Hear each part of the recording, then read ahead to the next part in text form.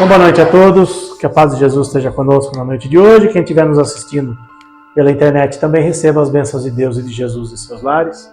A gente vai dar início à nossa palestra nesta quinta-feira.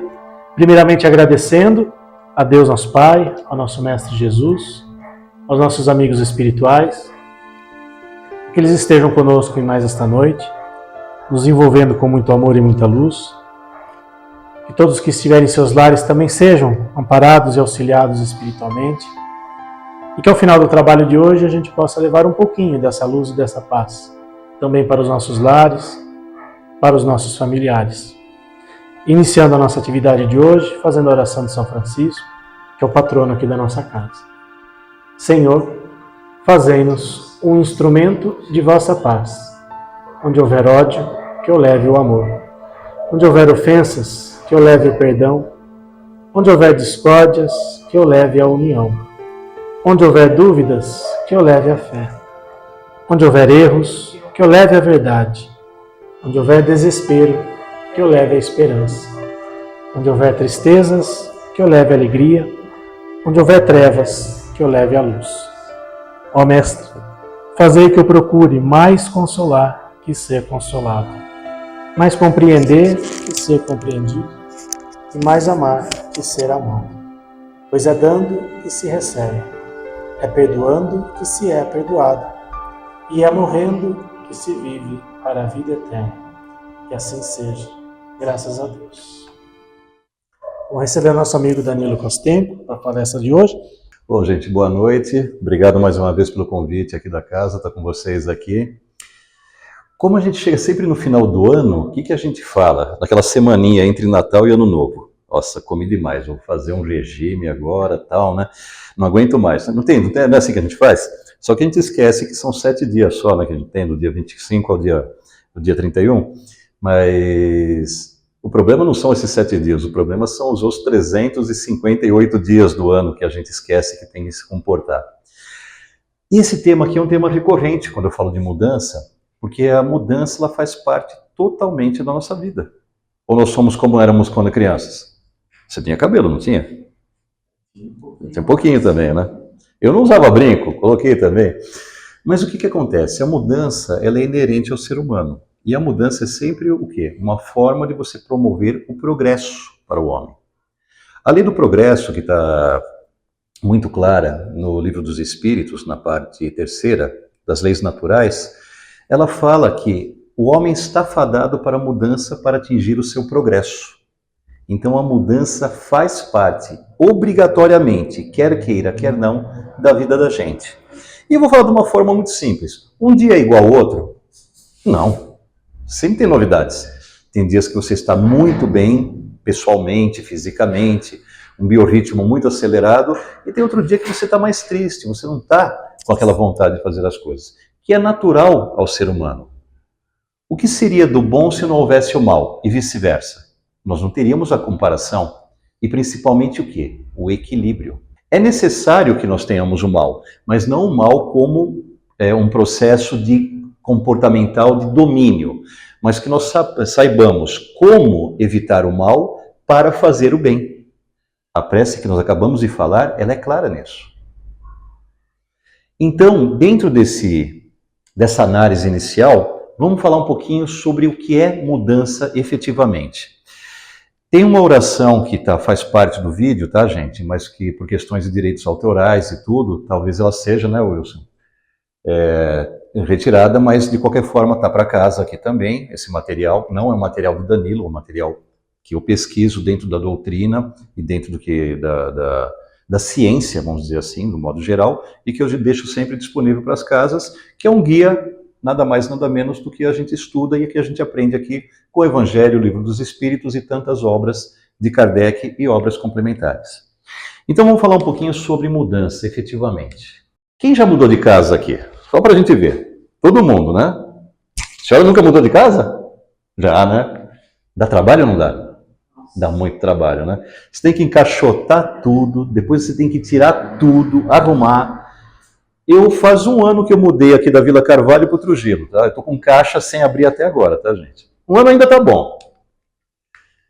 Quando a gente pensa em mudança, a gente sempre associa o quê? Dificuldade, trabalho. Ação ou efeito de mudar. Ação é o efeito de fazer, passar ou transportar alguém ou alguma coisa. Crianças, quando pequenas, elas são totalmente dependentes da gente. E sendo dependentes, o que acontece? Eles dependem sempre de uma mudança com o apoio dos pais para que ele se desenvolva. Essa criança, dos pais ou tutores. Então essa criança, ela vai passar por um processo de crescimento, chegando a uma fase de adolescência, posteriormente a vida adulta, assumindo responsabilidades para cuidar de outros que venham depois deles, ou seguir a vida sempre sendo dependente. Depende de cada um, de sua missão aqui dentro desse plano. Modificação ou alteração dos sentimentos ou atitudes. É aqui que a gente começa a bater. Porque um sentimento ou uma atitude... Vocês já ouviram aquela expressão? Olha, eu perdoo o que você fez, mas não desculpo. Ou ao contrário, eu desculpo o que você fez, mas não perdoo. Você não fez absolutamente nada. Você está com uma mágoa no coração. Então, o que nós vamos abordar aqui dentro da mudança não é só o trabalho da mudança física, como nós conhecemos, mas a questão da mudança interior, a tão chamada reforma íntima ou autoconhecimento. Quando a gente fala de autoconhecimento, eu me conheço, eu nasci assim, eu vivi assim, eu sou sempre assim. Síndrome de Gabriela, que eles falam. Não, gente. Nós temos toda uma sociedade que existem leis dos homens, das quais nós temos que respeitar, e temos as leis morais que nós buscamos dentro da religião. E particularmente dentro da doutrina dos espíritos que nós professamos, nós temos um entendimento, não digo superior aos demais, mas nós temos um entendimento de uma responsabilidade onde existe uma ação e uma reação. É muito comum em algumas religiões vocês verem as penitências, né? A pessoa acha que fez ou teve algum ato que mexeu com a sociedade e vai se confessar, vai conversar com um padre, vai conversar com um pastor. Meu filho, minha filha, tantas coisas tem que fazer, tantas rezas, etc. Mas você está fazendo uma reza, não que não tenha um efeito, é importante, mas você está com um momento introspectivo, somente. Quer dizer, então, que você fez uma reza, você terceirizou para a espiritualidade o problema, e com essa terceirização você está depurado de qualquer outro problema, você pode errar novamente? Não. Então é esse o grande significado da religião para o homem, o autoconhecimento.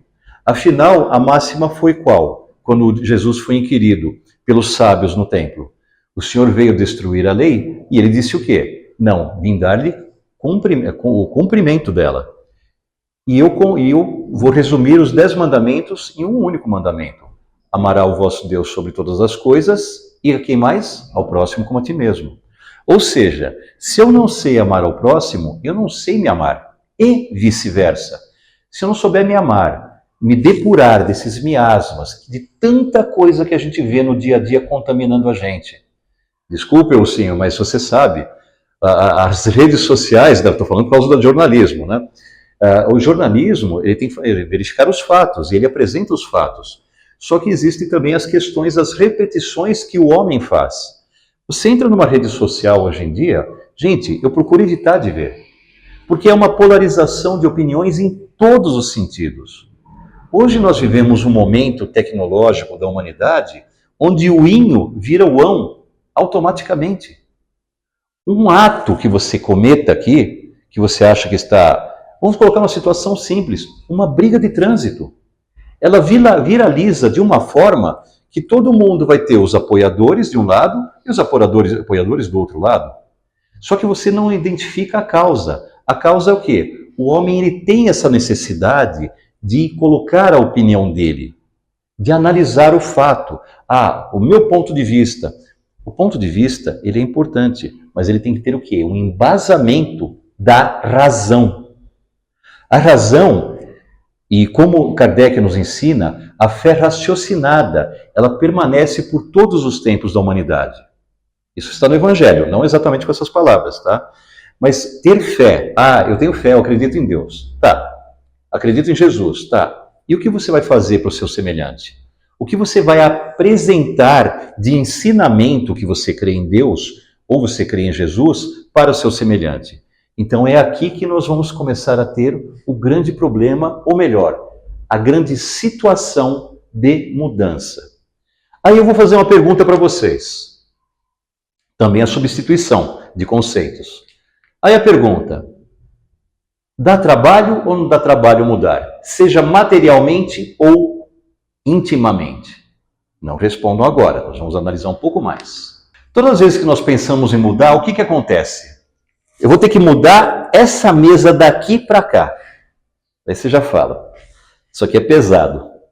Eu vou ter que desligar todos os fios. Vai dar um trabalho, né, gente? Não vai? Vai dar trabalho. Você quer mudar a sala, você quer mudar o sofá, o rack da televisão, ligar. Ih, mas aí não tem fio. Vai dar trabalho. Você começa a pensar só nas possibilidades negativas. Você não pensa na possibilidade que vai te facilitar. E é natural do ser humano. A gente vê obstáculo. A gente tem reações negativas. Para que eu vou fazer isso? Tá bom do jeito que tá. Porque o homem, o ser humano, ele tem um poder de acomodação excepcional, tá? A gente não quer se mexer, não mexa na minha zona de conforto, não mexa no meu queijo. A gente começa a ter uma luta interior. Poxa vida, mas eu podia mudar, porque mudar vai me fazer bem. Eu vou evitar de bater o pé no cantinho do dedo na mesa. Eu começo a refletir. Mas ao mesmo tempo eu crio oposição, crio empecilhos. E fico embaraçado, porque eu fico pensando, eu posso mudar, mas eu não tenho vontade de mudar. O que eu vou fazer? E tem também a resistência, como nós falamos, natural do ser humano à mudança. Mudança, como nós falamos, significa zona de conforto. O relacionamento de um casal, independente de qual seja, ele é o mesmo do início do namoro, tempos depois e depois dos filhos? Não, ele muda. Ele muda por quê? Ele evolui. Ele evolui de uma forma muito natural. No início, todos jovens, aquele ímpeto, a vontade, os hormônios, tudo lá. Só que depois você muda para uma relação muito mais de companheirismo, perseverando, obviamente, dentro disso aí. Então você muda o seu foco. Aí realmente você deixa de ter aquele calor da paixão e vai para o amor, evidentemente. Obviamente, tem casais que não conseguem. Então eles acabam se separando, seguem suas vidas. Só que muitas vezes vocês geram o quê? Filhos. E com a geração de filhos, você começa a criar uma série de problemas, uma resistência. Tem casais que eu conheço, de amigos, e eu já passei por isso também. Eu me incluo, sempre dou meu exemplo, vocês sabem disso, eu gosto de falar dos meus exemplos. Mas casais de amigos que eles vivem dentro de uma torrente, de uma tempestade, mantendo o núcleo familiar, bombardeando os filhos de situações negativas o tempo todo, e não toma uma decisão. Ah, porque se eu separar dela, eu separar dele, não sei. Gente, às vezes, infelizmente, são necessárias mudanças radicais. Não que eu seja a favor disso. Estou dizendo que muitas vezes o ser humano tem que tomar ações porque ele pode perpetuar uma situação negativa, gerando muito mais problemas do que nós temos dentro de uma situação de tentar manter o núcleo. É necessário manter o núcleo? Sim. Família é importante, família é base. Existem muitas discussões se deixa, se é ou não é, mas a família é o primeiro núcleo onde você desenvolve algo chamado amor, o cuidado. E se você tem um núcleo familiar que esse núcleo perde o amor, então você tem que pensar em mudar o relacionamento ou então você mudar de vida para seguir. Como eu falei para vocês, não estou apoiando separações nem nada. Estou apoiando uma mudança e que se chegarem a uma conclusão de uma forma racional e com fé, você tem que seguir a vida de uma outra forma. Então, essa é uma reflexão para a gente aqui, dentro desse exemplo que eu passei. Dr. Douglas K. Smith é um pesquisador, olha o que ele falou de interessante. Olhem essa frase. A ignorância sobre a íntima natureza de nossa resistência em mudar é o que mata a mudança, e não a resistência da mudança em si. Então, muitas vezes, a nossa fragilidade, o nosso medo, nos impede de mudar, nos impede de tomar certas ações. Por exemplo, nossa, está chovendo hoje. Ah, não vou no Jefa não, está chovendo, vou molhar meu pé, vou ficar resfriado, uma coisa assim, né?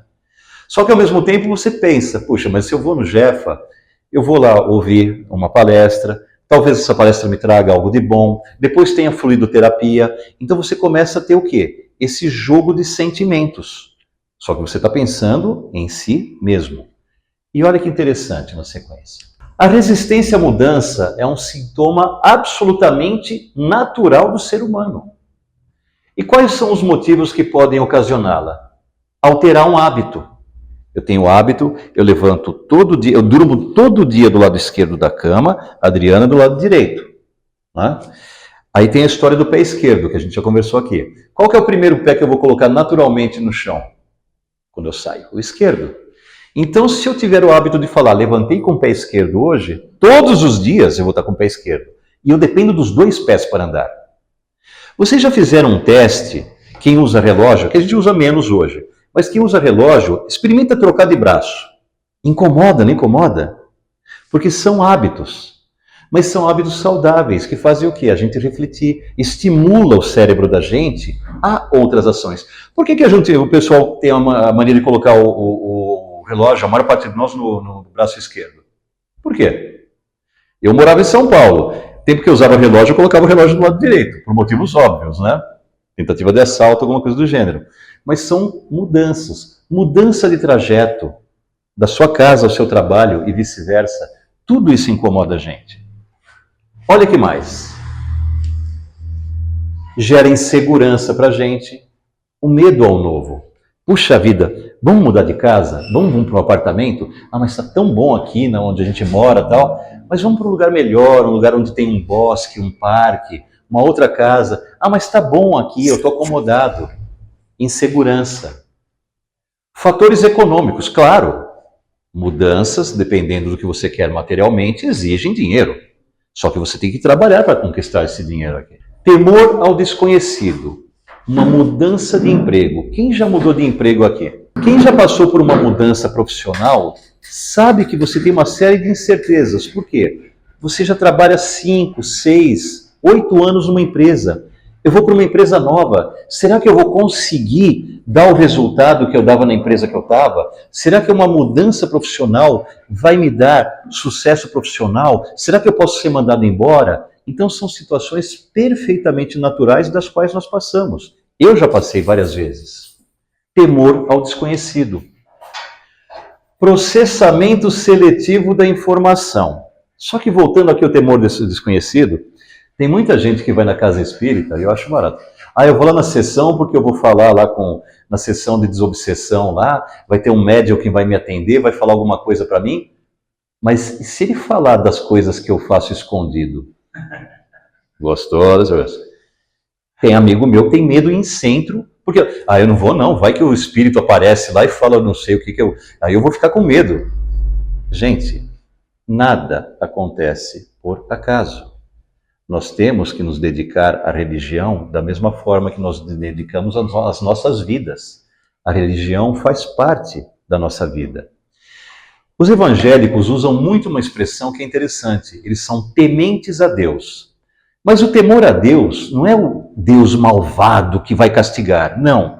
É você saber simbolicamente que existe um ser superior, onisciente, onipresente, que está velando por nós. E ele quer, como pai, o melhor para todos os filhos. Então, se um pai, vamos pensar nós como pais ou tutores, vemos um filho fazendo algo errado, nós vamos fazer o quê? Procurar orientar. Agora, o nosso filho, o nosso tutoriado, vai ter o livre-arbítrio em escolher.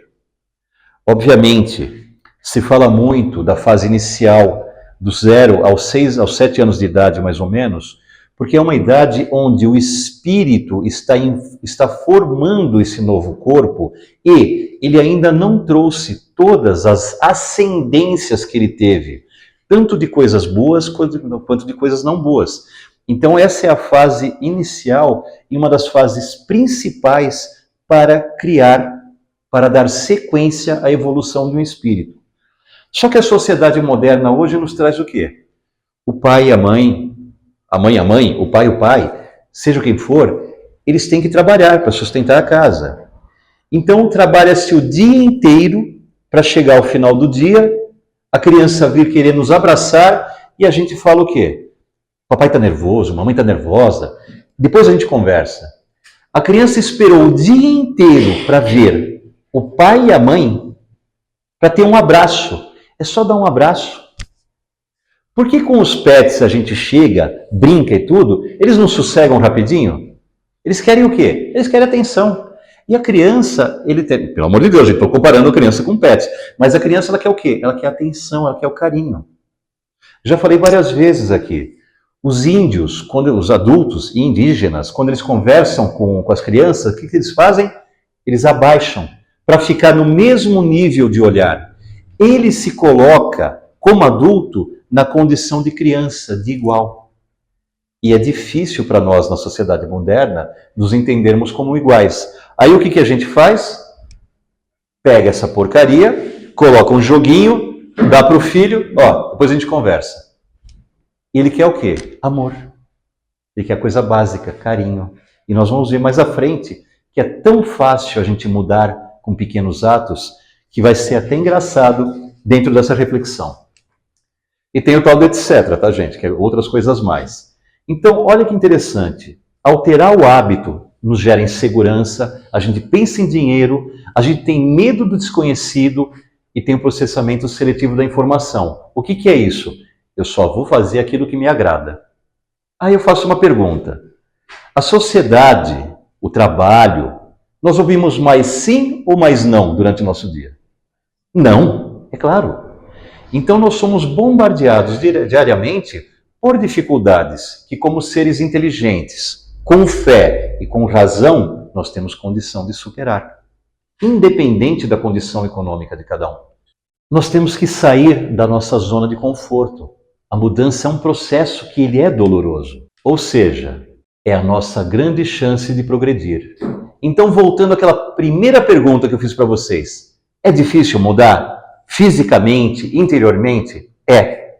Mas olha a chance que a gente tem de progredir com a mudança, em todos os sentidos.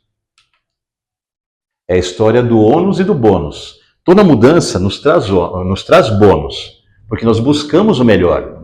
Só que nós temos um ônus que nós temos que respeitar. Eu, quando vim para Sorocaba, eu tive que abrir mão de ficar próximo da minha mãe, que já veio aqui nessa casa comigo uma vez, de ficar perto do meu irmão, de ficar perto de uma série de amigos. Só que eu tive o quê em Sorocaba? Toda uma oportunidade profissional e conheci novos amigos. Comecei a trabalhar muito mais dentro da doutrina, com esses bate-papos que nós temos, porque são formas que a gente tem. Teve o bônus, mas eu tenho o ônus. Então o ônus foi o quê? Ficar longe da minha família. Agora, com tanta tecnologia, a gente conversa e se vê na imagem todos os dias, gente. Eu não preciso estar longe mentalmente. Eu posso estar longe fisicamente, mas mentalmente estou ligado e a ciência dá ferramentas maravilhosas para que a gente mude e progrida. Isso aqui é uma estruturação de sentimentos. Isso aqui faz parte de um trabalho que a gente fez em grupo uma vez dentro da empresa.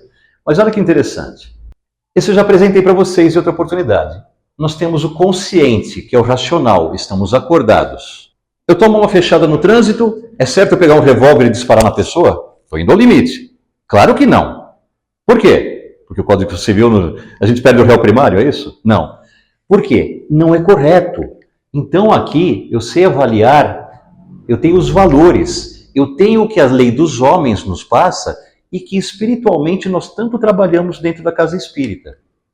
Só que ao mesmo tempo eu tenho o inconsciente, aquilo que eu trago de vidas pregressas. Eu sou reativo. É aquele negócio que você tem o ímpeto de querer responder, de querer você jogar toda a sua animalidade como ser animal, perdendo a razão, para fora. E olha o que nós temos: agressividade, acomodação, dominação, vaidade, raiva, ira, sadismo, inveja, violência, sexualidade, medo. São todas composições que nós temos dentro de nós e que lembra da história do bem e do mal que nós falamos agora há pouco. Nós temos aqui o que é certo, o que nós entendemos como bem para a sociedade, moralmente, e aqui como nós somos por dentro. Vocês eu posso falar, por mim eu posso falar, porque o Danilo tem muita coisa aqui. E o que acontece? Você começa a gerar uma luta interior do que você sente Lembra da história que nós falamos? Eu desculpo, mas não perdoo. Está aqui.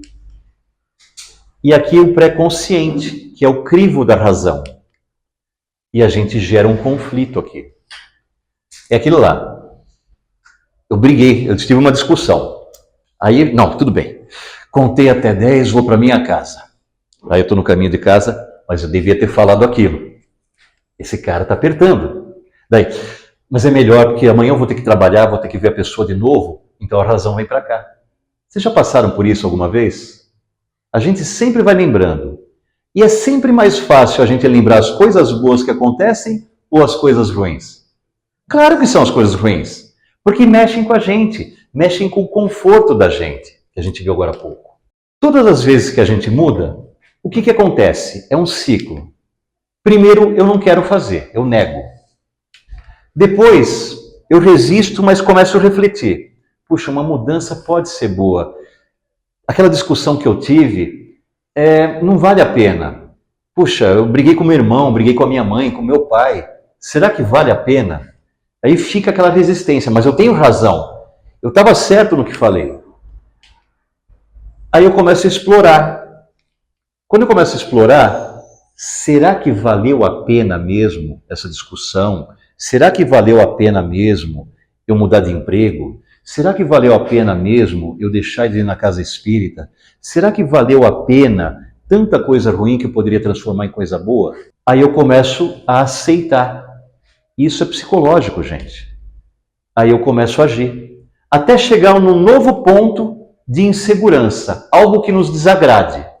Você faz totalmente esse ciclo. E aqui está a maravilha do ser humano. Aqui é a oportunidade do crescimento. Então isso aqui é uma espiral que vai sempre em frente e vai nos levando o quê? A evoluir. Quando a gente começa o trabalho dentro da casa espírita, a gente está aprendendo. Depois a gente começa a se empolgar, a gente começa a participar um pouco mais e a gente começa a achar formas de ajudar. Isso vale dentro da casa espírita, vale para a gente no dia a dia. O que é melhor dentro da nossa casa? Um ambiente procurando ter harmonia, que vai ter brigas, vai ter desavenças, desentendimentos, mas a gente busca o que dentro da nossa casa? Não é paz? No nosso lar, no nosso porto seguro? E quem faz parte do nosso porto seguro? Os nossos familiares. Se eu não souber viver em paz com os meus familiares, eu não vou ter paz no meu trabalho, eu não vou ter paz com a sociedade e eu também vou gerar pessoas que não vão estar em paz e vão para a sociedade sem ter paz. E aí a gente começa no ciclo inverso, uma espiral negativa onde nós só vamos absorvendo maus fluidos. Nós somos antenas parabólicas. E como nós falamos, sujeitos a oscilações. Quando nós estamos com a nossa parabólica focada em Deus, em coisas boas, a gente normalmente se sente melhor. Em compensação, aqueles 5 minutinhos, né? Aqueles 99, aquele 1% que alguém pisou na tua encravada, faz jogar 99% pela janela e você fica com a ideia fixa dentro desse 1%. E você atrapalha todo o seu dia. Eu brinco muito com a questão do trânsito, que as grandes metrópoles, Sorocaba, eu estou aqui há 18 anos, aumentou muito, né? Mas a gente vê situações de violência ridículas. Nós tivemos um episódio recente aqui no começo desse ano, acho que foi no primeiro semestre, onde 2 pessoas em 2 carros começaram na Avenida Independência a discutir, uma caminhonete e um outro carro, que culminou na morte de uma pessoa.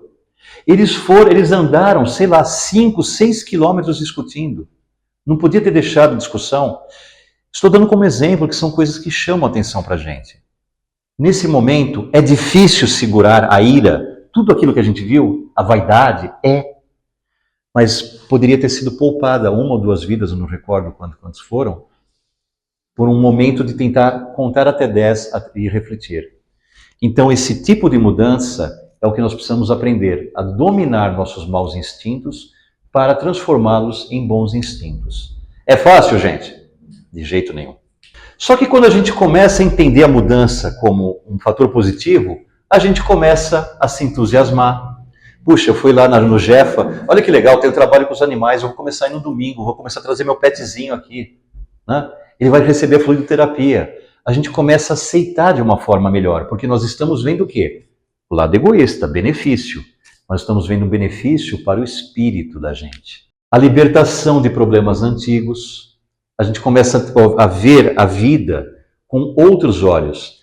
Para que eu vou continuar fazendo dessa forma se assim eu consigo respirar melhor, consigo me relacionar melhor com os outros seres humanos? Eu crio a expectativa de crescer como pessoa, em todos os sentidos. Material, profissional, espiritual. E isso é a grande dificuldade que nós temos. Essa é a verdadeira mudança. Só que a partir do momento que nós estamos empolgados com a mudança, as barreiras se quebram de uma forma muito mais fácil.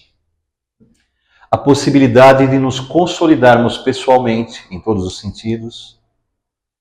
A esperança, o resgate da fé interior. Lembram agora há pouco que nós falamos sobre razão? A gente começa a entender a fé com a razão. E isso nos torna seres humanos melhores. A retomada da confiança. Mais uma vez, é fácil mudar, gente? Não. Mas eu faço uma outra pergunta. É impossível mudar? Também não. Então, olha que nós tivemos dois nãos com outro enfoque. É difícil mudar. É. Mas não é impossível. Então, eu usei o não para mim mesmo. Para dizer, eu tenho condição como ser inteligente, com fé e raciocínio, de criar um mundo melhor. O meu mundo interior e o mundo exterior, para quem se relaciona comigo. Por que a gente precisa mudar, então? 3 situações básicas. A gente vem na casa espírita porque a gente gosta, porque tudo bem. Vamos falar da casa espírita, a religião. A gente vai na religião porque a gente gosta, não? Ou não? A gente busca por necessidade. Vocês já ouviram falar nessa frase? Vem pelo amor ou pela dor? Eu estou aqui com vocês pela dor. E eu tenho dores todos os dias. Porque eu me cobro, como espírita, sobre minhas ações. Por reação ou sentimento. Aqui é um trabalho muito legal. Por exemplo, o que os obreiros dessa casa fazem. Eles estão usando a religião para fazer o bem. E isso nos leva para um terceiro ponto. E esse terceiro ponto é a antecipação. Aqui, gente, muitos de nós não temos essa condição. Aqui nós vamos para um Chico, para um Divaldo, para uma Irmã Dulce, para uma Madre Teresa, para o Raul Teixeira, para tantos outros eméritos trabalhadores dentro do cristianismo, para o próximo. Então aqui é a reforma interior. E é um desprendimento muito grande que nós ainda vamos chegar um dia. Estamos caminhando sim para esse lado. E vai dar um belo trabalho. Mas o que nós falamos agora há pouco não é impossível. Eu vou dar um exemplo para vocês aqui. Em 1855, um participante da Sociedade Parisiense de Ciências, professor Hippolyte Léon Denisard Rivel, ele começou a ter contato com o mundo invisível. E ele era cético, ele era cientista. Ele teve uma formação no Instituto de Pestalozzi. Ele foi secretário de Educação em Paris. Né? Então ele era um homem, um emérito homem, que tinha poder da ciência sob seu domínio. E ele começou a se interessar por algo que ele não enxergava.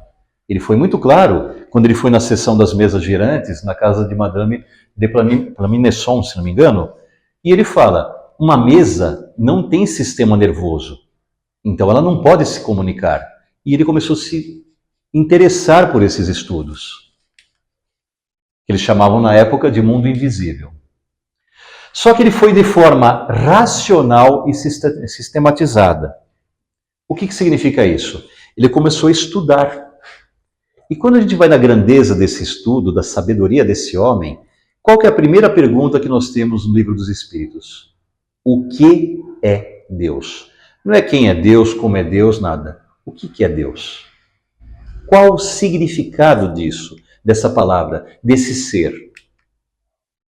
E ele começou através de uma análise imparcial. Ele não ficou fascinado com os médiuns que traziam. Não. A análise imparcial dele foi o seguinte. O que é Deus? Perguntou para o médium A. Escreveu uma carta, num tempo que a gente não tinha correio, não tinha e-mail, não tinha celular, nem nada, né? Escreveu cartas para os Estados Unidos, para outros pontos da Europa, Ásia, África, e fazendo a mesma pergunta para todos, tinha respostas com uma similaridade muito grande. Isso foi o quê? Análise imparcial. Ou seja, eu tenho que ter a mesma resposta para uma mesma pergunta dentro desse mundo invisível que eu estou estudando e que seja racional e coerente. E ele não se aproveitou do prestígio dele como homem de ciência, mas não por medo. Quem leu a biografia de Kardec ou assistiu o filme vai ver muito bem que ele não quis usar do prestígio dele como cientista para levar algo para frente. Muito pelo contrário, ele foi abolido da Sociedade Parisiense de Ciências, né, porque eles achavam um absurdo um homem da ciência se interessar pela espiritualidade, por algo que não via. Recomendo a leitura do livro, gente, que ele é muito mais rico que o filme. Mas o filme também já não nos dá uma boa ideia. Continuando, foi um marco na vida dele. Ele transformou o prestígio dele em ver com a razão, não uma ideia, mas uma forma de que o homem poderia evoluir. E que o ser humano depende da mudança interior para a sua evolução. Ele abdicou do prestígio dele para mudar o mundo, para mudar o conceito de que a ciência tem uma espiritualidade por trás. E o restante da história nós já conhecemos. Finalizando, essa biografia, no caso dessa aqui específica, o Marcel Sotomayor, ele até então ele não tinha, ele foi pesquisar a vida do Chico, tantos outros ensinamentos, para poder fazer esse livro chamado Kardec e a Codificação. Ele é um dos autores. Ele era um jornalista, né? E o que ele fala? O Espiritismo aumenta, sim, a responsabilidade de todos nós diante da vida, ao nos tirar do próprio umbigo e nos colocar em contato com o outro. Relacionamento, discussão de ideias. Hoje, luto para ser menos egoísta e mais tolerante, apesar de não me considerar espírita. Ele é espírita, mas ele não se considera em função dos atos, das atitudes. Então, nós estamos caminhando para isso, gente. Passo a passo para uma evolução. Alguns temas para a gente refletir. Como que a gente pode aplicar a espiritualidade, gente, no dia a dia? Uma palavra amiga de conforto. Não criticar a pessoa se a pessoa está desabafando. Dar um abraço para quem está chorando, quem está desamparado. Sorrir para as pessoas. Você ir no mercado, ver a caixa do supermercado que está te atendendo. Um sorriso, um bom dia, uma boa tarde, uma boa noite. Educação. Educação e religião estão intimamente ligados. Nos calarmos para evitar discussões pessoais ou nas redes sociais. Saber agradecer pelo dia. Tive sim dificuldade, mas estou vencendo mais um dia. E mais uma vez o tal do etc, tá, gente? Que me dá medo sempre. Uma prece. Pedir para vocês fecharem os olhos e prestar atenção. Todas as coisas na terra passam. Os dias de dificuldades passarão. Passarão também os dias de amargura, solidão, as dores e as lágrimas passarão. As frustrações que um dia nos fez chorar passarão. As saudades do ser querido que está longe passará. Dias de tristeza, dias de felicidade, são lições necessárias que na terra passam, deixando no espírito imortal as experiências acumuladas. Se hoje para nós é um desses dias repletos de amargura, paremos um instante, elevemos o pensamento ao alto e busquemos a voz suave da manhã amorosa nos dizer carinhosamente: isso também passará. E guardemos a certeza, pelas próprias dificuldades já superadas, que não há mal que dure para sempre. O planeta Terra é semelhante à enorme embarcação. Às vezes parece que vai sossobrar diante das turbulências de gigantescas ondas. Mas isto também passará, porque Jesus está no leme desta nau. Segue com o olhar sereno de quem guarda a certeza de que a agitação faz parte do roteiro evolutivo da humanidade que um dia também passará. Ele sabe, a terra chegará a porto seguro porque esta é a sua destinação. Assim, façamos a nossa parte o melhor que pudermos, sem esmorecimento, e confiemos em Deus, aproveitando cada segundo, cada minuto, que por certo também passará. Tudo passa, exceto Deus. Deus é o suficiente.